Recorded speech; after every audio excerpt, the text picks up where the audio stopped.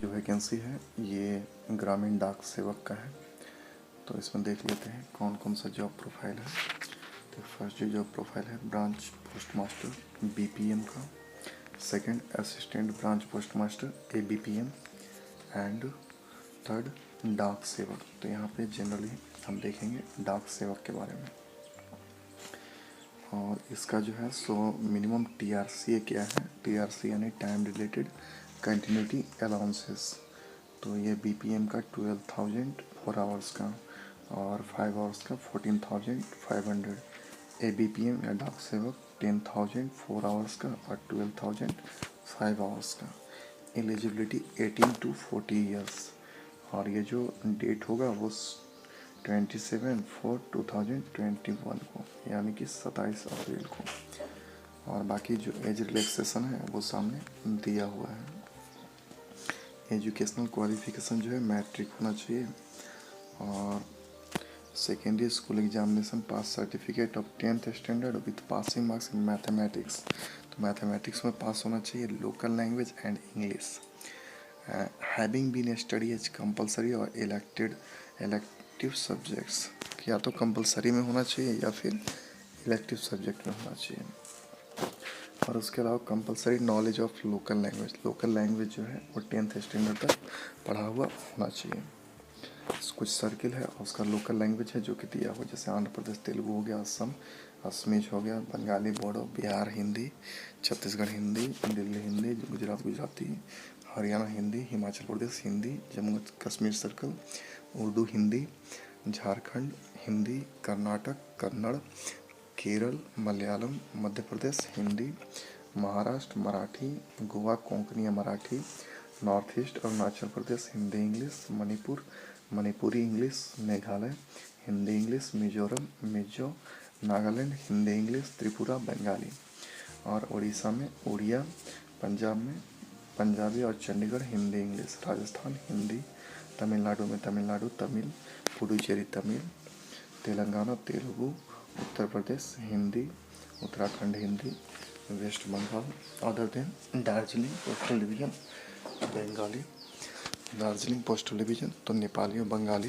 और post office under GT area Nepali, Andaman Nicobar island Hindi English, Sikkim Nepali और English. और उसके पास बेसिक कंप्यूटर का ट्रेनिंग होना चाहिए। ये रेसिडेंस का कंडीशन दिया हुआ है, क्या क्या स्ट्रक्चर क्या पावर सप्लाई है। नॉलेज ऑफ साइकिलिंग, जो भी कैंडिडेट जीटीएस पोस्ट के लिए अप्लाई करेंगे तो उनके पास नॉलेज ऑफ साइकिलिंग होना चाहिए। अगर कोई भी कैंडिडेट अगर वो मोटरसाइकिल चलाना जानता है, स्कूटर चलाना जानता है तो उसे भी नॉलेज ऑफ साइकिलिंग ही माना जाएगा। उसके लिए कैंडिडेट को एक डिक्लेरेशन सर्टिफिकेट देना होगा। उसके बाद यह है furnishing of security accommodation for locating branch post office, मतलब जो भी पोस्ट ऑफिस होगा उसके लिए क्या एकोमोडेशन होगा। Fulfilment of other terms and condition, कुछ टर्म्स एंड कंडीशन होंगे तो उसको देख लेना है कि वो फुलफिल हो रहा है या नहीं हो रहा है। फुलफिल हो तभी फॉर्म भरें। And option for applying for GDS post, तो जो भी ऑप्शन होगा उसके आधार पे अप्लाई करना है। सिलेक्शन क्राइटेरिया जो होगा सो वही होगा जो कि उसमें फॉर्म में भरा हुआ होगा। Selection will be made as per the automatic generated merit list, तो एक मेरिट लिस्ट ऑटोमेटिक जनरेट होगा, उसी के आधार पर सिलेक्शन का मेरिट लिस्ट बनेगा। और कोई भी वेटेज नहीं दिया जाएगा हायर एजुकेशन क्वालिफिकेशन को, केवल जो 10th क्लास में जो मार्क्स है उसी के आधार पे किया जाएगा। तो जो भी मार्क्स होगा उसी के आधार पे किया जाएगा और ग्रेड्स जो होगा उसके आधार पे कुछ भी नहीं किया जाएगा। अब साइकिल ऑफ नोटिफिकेशन है, उसको देख ले ध्यान से।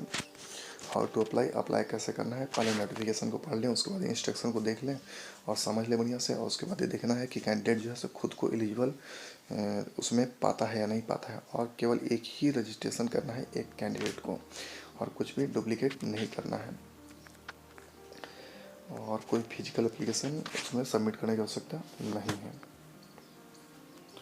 और ये देखना है कि जब भी सिलेक्शन करे बोर्ड का नेम का तो उसमें कैंडिडेट को इंश्योर हो जाना है कि जो करेक्ट बोर्ड नेम है और उसका एप्रोप्रिएट कॉन्फ़िगरेशन होना चाहिए। और जितना भी डॉक्यूमेंट्स है उसे अपलोड करना है, जैसे कि photo signature, SSC certificate, community certificate, other documents okay clearly scanned होना चाहिए। उसके अलावा फ़ी पेमेंट भी कर देना है। अब इसमें क्या क्या डालना है, नेम जो होना चाहिए वो कैपिटल लेटर में होना चाहिए जो कि क्लास 10 का सर्टिफिकेट में जैसा है वैसा ही। फादर नेम, मोबाइल नंबर, अब जैसे एक मोबाइल नंबर जो होगा सो एक रजिस्ट्रेशन के लिए यूनिक होगा। उसके अलावा date of birth, gender, community, उसके अलावा पीएच जिस टाइप का डिजेबिलिटी है उसके आधार पे, और उसके अलावा 10th क्लास किस स्टेट से पास किया है, बोर्ड जो है सो किसका कहाँ से पास किया है, कौन सा बोर्ड था और कौन सा ईयर में पास किया है। उसके अलावा सर्टिफिकेट नंबर चाहिए। की पेमेंट देख लें, और जितने भी कैंडिडेट हैं वो अपने अपने सर्किल में भरें, वो बेनिफिशियल होगा बिकॉज लोकल लैंग्वेज जो होता है सो वही होता है। उसके अलावा जो डॉक्यूमेंट होगा उसका क्या अपलोडिंग फाइल फॉर्मेट होगा और परमिटेड फाइल साइज होगा, और वो मैंडेटरी होगा कि नहीं वो दिया हुआ 10 क्लास का जैसे है तो वो जेपीजी या जेपीजी फॉर्मेट में होगा। परमिटेड फाइल साइज 200 KB, तो उससे ज़्यादा नहीं होना चाहिए और ये मैंडेटरी है। तो ये सारे डॉक्यूमेंट्स जो है सो यहाँ पे दिया, जैसे फ़ोटो है तो 50 KB का होना चाहिए, और ये जो भी मैंडेटरी है सिग्नेचर जो होना चाहिए वो 20 KB से ज़्यादा नहीं होना चाहिए, और ये भी मैंडेटरी है। सर्टिफिकेट ऑफ डिजेबिलिटी अगर वो डिजेबल है तो वो सारा कुछ इंपॉर्टेंट है, और यहाँ पे हेल्पलाइन नंबर दिया हुआ है, और उसके अलावा ईमेल आईडी